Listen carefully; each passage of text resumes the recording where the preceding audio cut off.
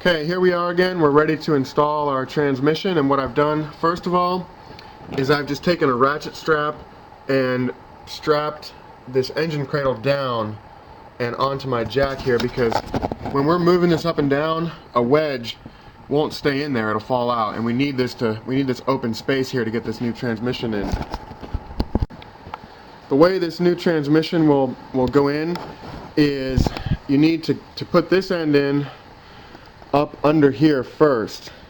And so what you'll do is you'll kind of tip the back, or the this side of the transmission up in the air, swing this piece underneath the frame right here, and as you're kind of pushing the whole thing in. And so it's a little bit of a difficult maneuver because it weighs a good 80 to 100 pounds. So we're going to give it a try.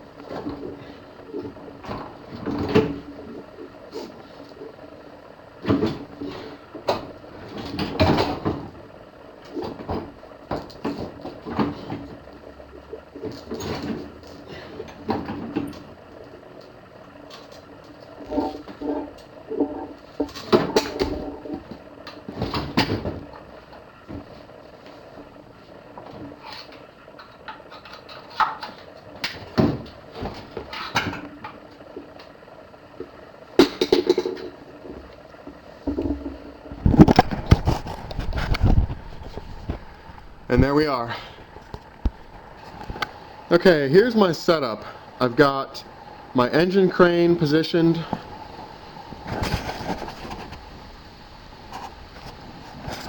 I've got the transmission hanging out in here, and I took an old piece of webbing or strap and I just made like a lasso or a loop on here, and I bound it around the transmission and onto my engine hoist. And so this is what I'm going to use to lift up my transmission and position it back onto, or made it back to the engine. So let's give it a try.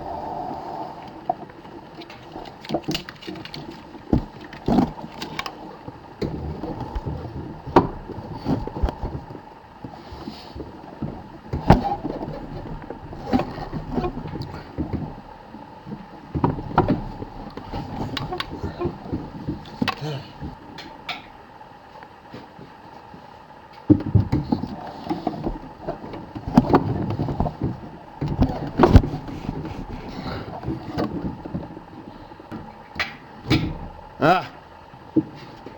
Okay.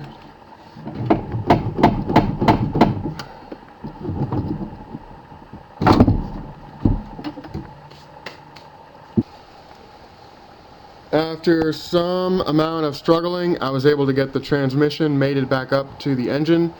And what I want to point out here is that you really need to get this gap to close right here. It might be tempting to stick the bolts in there and kind of tighten it up the rest of the way, but don't do it. Make sure you wiggle this thing and take it back down and try it again and wiggle it some more until you get that gap to close all the way before you put any bolts in. I got a few bolts started and tightened up in here. So next what I want to do is I want to reattach my engine cradle. And so what I've got here is I've got a floor jack underneath this, a couple blocks in there. And now what I want to do is match up these holes and get my engine cradle bolts started back. So here is the rear.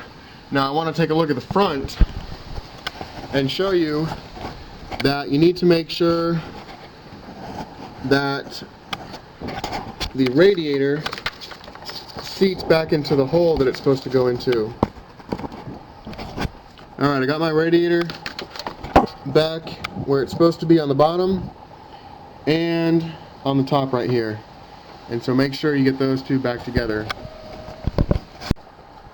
Alright, I got the front bolt started right there, and it's still loose. I just got it started. And so now I've got the rear one, and I want to position my jack a little bit further back here to help get this thing to line up correctly. So let's give it a try.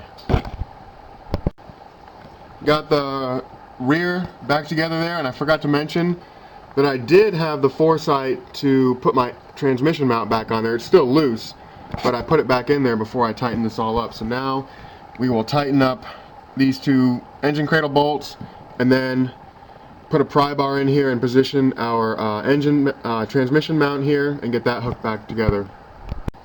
I got a few more things connected here. Got my transmission mount back in.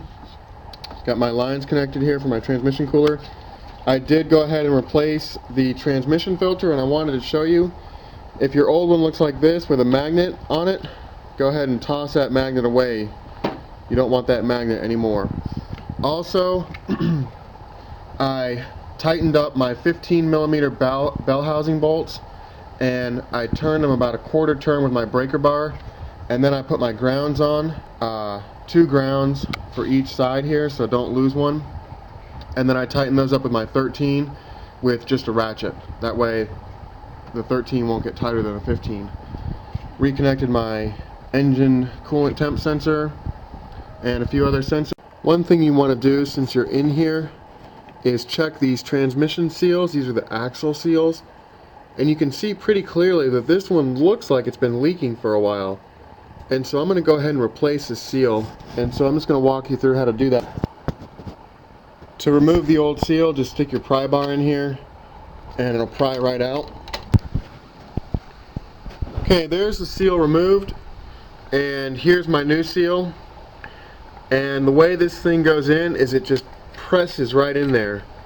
And so you want to get a really even distribution when you're pounding this thing in. And so what I've got to use is I've got a piece of muffler adapter, and that's going to fit right on there, and then I can just beat it right in place. So let me do that real quick. I've got my intermediate shaft back in place right here. Just insert it in there and it will go right in. I've got my stiffener bracket back in place. Got my exhaust downpipe in place but not tightened up. You want to get this thing in place. Take your nuts and put a little bit of oil on them. In my case, some used transmission fluid works just fine. Get them started, and then you want to start these 10mm bolts also before you tighten anything up. That way you can move everything around. And also you'll want to put a new exhaust gasket in between here before you put it back together. Reinstall this CV axle into my intermediate shaft there, and the key to getting these CV axles back on is to take them very straight right in there and just give a couple of pushes, and it will pop right into place. To get your strut back in place, what you do, you take and hook your nuts back onto your strut tower up here. So I'm going to do that real quick.